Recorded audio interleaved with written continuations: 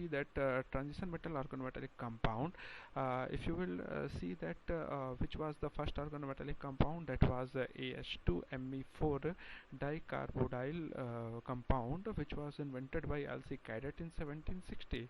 He was a French chemist. He first reported this compound. After that, many compound came in this section. Basically, you all are very aware about the nickel tetracarbonyl compound or sodium cyanide compound. If if we will talk about the multiple organometallic compound, then one thing we should know that the chemistry behind the organometallic compound, that is the metal carbon bond. That means any of the organometallic compound is necessary to have at least one metal carbon bond. That is also the definition of the organometallic compound. So here we will consider only about those molecules which have at least one metal carbon bond. That means here you can see one is the rhenium compound, which have rhenium carbonyl bond, rhenium CS3 bond, rhenium PR3 bond, and rhenium alkene bond.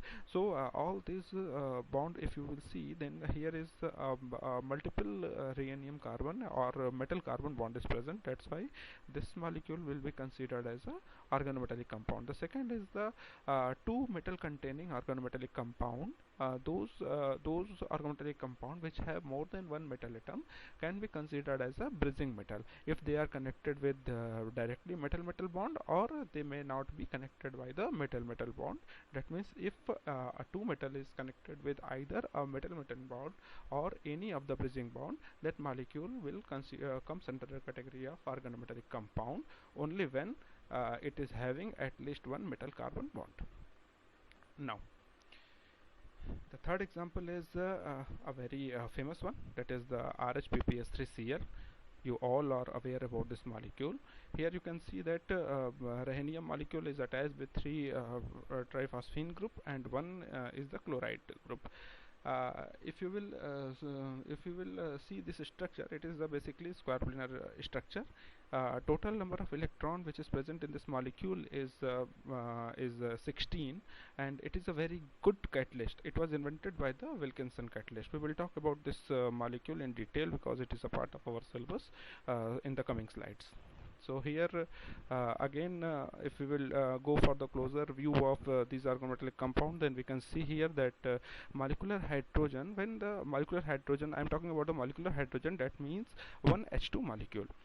That means one H2 molecule, if attached with the metal atom, that is also a type of metal hydride bond, a metal hydrogen bond, or the metal hydride bond. That means one hydrogen atom which is having a negative charge on hydrogen atom that can combine with the metal, and that will give a metal hydride bond. Same way we have metal phosphine bond, same way we have metal carbonyl bond, same way we have alkyl aryl metal bond, or in the last we have metal carbene metal alkene bond. That means a symmetrical alkene or a non-symmetrical alkene can also be attached with the metal. This type of attachment is only happening because the metal which you are seeing here, it is basically electron deficient center. That means metal acts as an electron deficient center, and the ligand which is coming to bind with the molecule which is coming to bind with metal should have at least more electron. That means it should be a electron efficient center, and we are all aware, if a electron deficient center is there, if a electron efficient center is there, definitely there will be a metal carbon or ligand metal bond will occur. These are the types of organometallic compound, and these are the type of bonding which can happen in the organometallic compound. So here the most important rule is coming, that is the 18 electron rule. If you will see that 18 electron rule are very basic concept, and if you will see that what is the 18 electron molecule and how we can implement this in the organometallic compound, that is a calculation type or a mathematical calculation based phenomena. That means according to this rule, all the organometallic compound, all the organometallic compound which is having at least 18 valence electron, and that molecule will be considered as a stable one. That means that molecule will not prefer to react with any of the reactant. And all those organometallic compound which is not having 18 electron, total valence electron is 18, they will prefer to react with the molecule and would like to be a 18 electron molecule. Here if you will go for the principle, then you can see here that stable low oxidation state complexes are found to have a total of 18 electron molecule. That means metal electron plus lone pair from the ligands. That means the total valence electron of the metal and the total number of electron is coming from the ligand.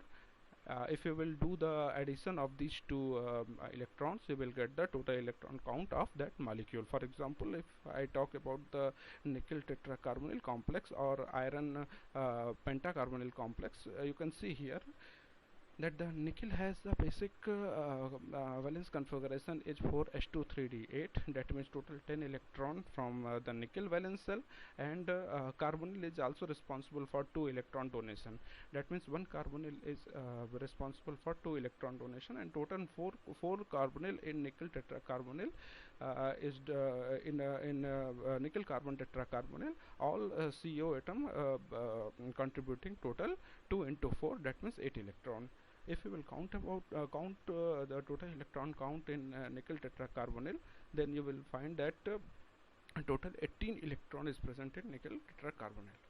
In the same way, you can calculate for the iron pentacarbonyl, chromium hexacarbonyl complex. All are the 18 electron molecule, and they are the stable one.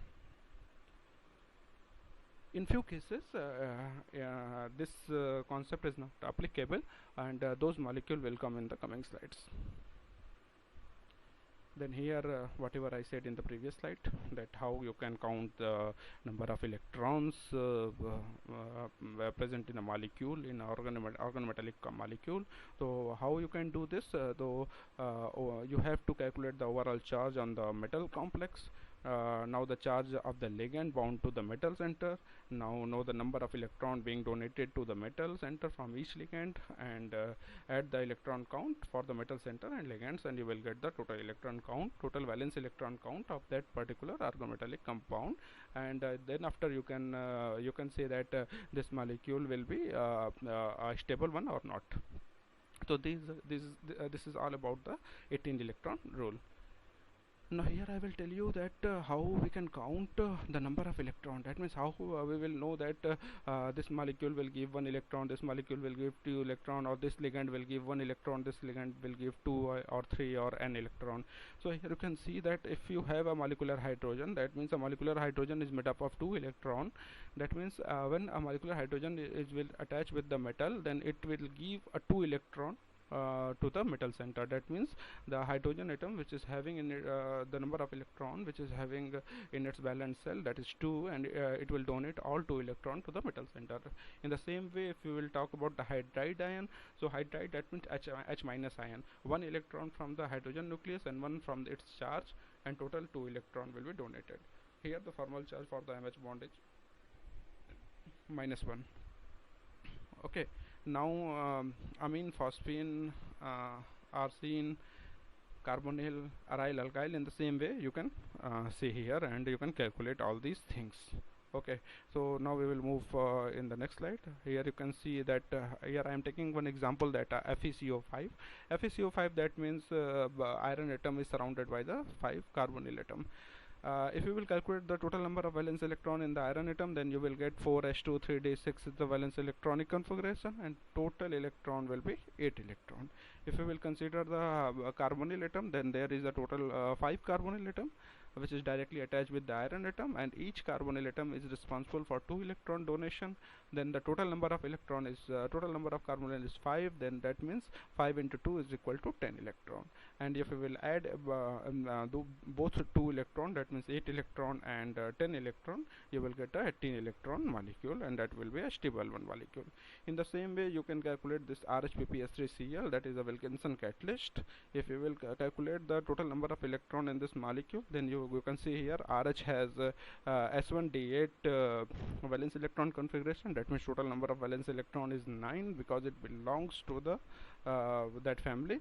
And since one Cl gave -1 and RH has a +1 oxidation state in this molecule, and the 3 ligand from the phosphine will give you 2 electron. That means total number of electron will be 16. Okay, so this is not a stable molecule. That means it will go for the reaction. It will be oxidized and it will form a octahedral molecule, and its valency will be total valence electron will be 18 electron. Now here you can see that I have one transition metals series, or you can see here d block elements. So here if you will see here, the middle transition metal 18 electron configuration are common. That means in chromium family and magnesium family and iron family, there is the 18 electron configuration are common. That means all the organometallic compound which is made up of all these three groups are basically generally 18 electron molecule, and its geometries are coordination geometries of 6 are common. That means they basically prefer to form octahedral or square planar geometries. Here if you will see that last three groups of transition metal complexes, that is they basically prefer to form 18 electron molecule, and its geometries are it may be a trigonal bipyramidal, it may be square planar monopyramidal, it may be octahedral too. So these are the possibilities where you can get the prior information about the shape and geometry of that molecule and total electron count of that particular molecule, which is made up of all these metals ion. Now if I am going to talk about the reaction,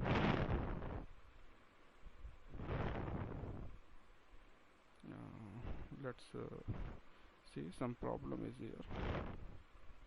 Just wait for 1 minute. I will show you the clear one.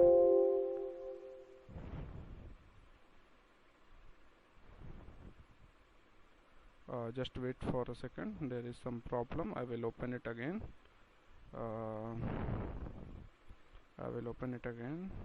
And then you will be able to understand what is basically. Actually, there is some screen share problem, so I am again going to open that particular slide. This is the slide.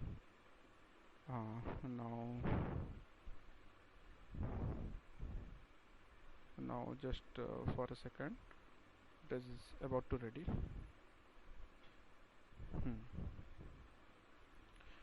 So here we are. I will go to that particular slide. Just wait for a second. So we were here. Suppose we have a reaction, that means two reactant A and B are going to form a product C. So there is a multiple reaction can take place in this slide. That means if you will see here, here is a reactant, here is the product, and if a reaction is proceed, means A and B are react with each other, then if we are proceeding this reaction without catalyst, then the activation energy, that means the energy required to form the most unstable state in this reaction, that will be a activation energy. So if we are proceeding this reaction in absence of catalyst, then the activation energy for the formation of most unstable transition state are very high. But if we are including this this catalyst for this reaction, then the activation energy for this particular reaction will be lower,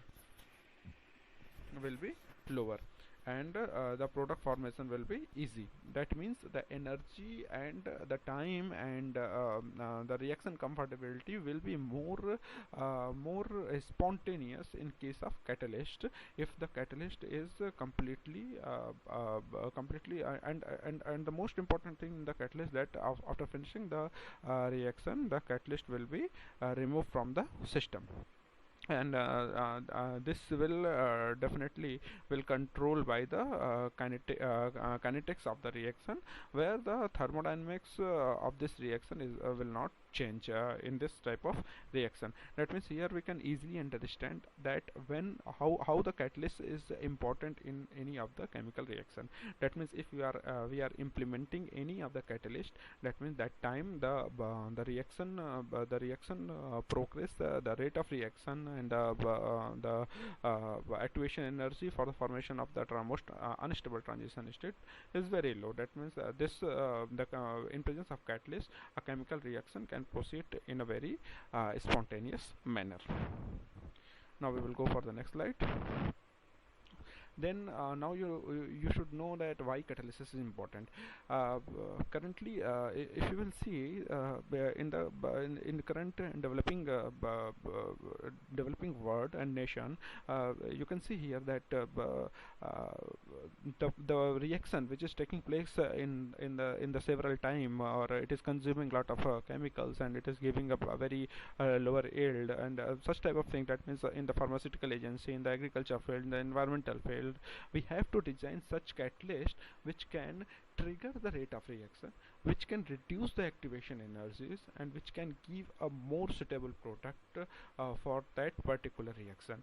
So that for that thing we have to develop some efficient catalyst. Efficient catalyst, that means those catalyst which is very efficient for that particular type of reaction. If we are proceeding that particular reaction with an efficient catalyst, then the reaction progress will be higher, and the product yield will be good, and reaction consumption, time consumption, all will be lower. So that means with the in the presence of catalyst, if you are proceeding in a reaction, then the total economics and the finance of that particular reaction will be lower. Now how to select an efficient catalyst, that is also an important point, that how we can select, how we will know that for this type of reaction this catalyst will be good, and for this type of reaction this catalyst will be good. For that we have to know about the turnover frequency and turnover number. These two parameters will decide that how this catalyst is suitable for your reaction, and how this catalyst is not suitable for your reaction. That will come in the coming slide, that what is the turnover frequency and what is the turnover number, that we will discuss in the coming slides. Then how the second parameter is the selectivity. Then those catalysts will be considered as an efficient catalyst, which will not give the byproduct, or will minimize the production of byproducts. Also it is costly to replace the catalyst frequently. That means if you have designed one catalyst for a particular reaction, so time to time you cannot change that catalyst, because the designing of catalyst is also a very tough job. So if we are designing one catalyst, or we are selecting an efficient catalyst, that time we have to consider all the things, all the parameters, to design the most appropriate and most economic catalyst, which could be utilized in the future and the current situation. Now we will go for the coordination compounds in catalysis and Nobel prizes. So here you can see that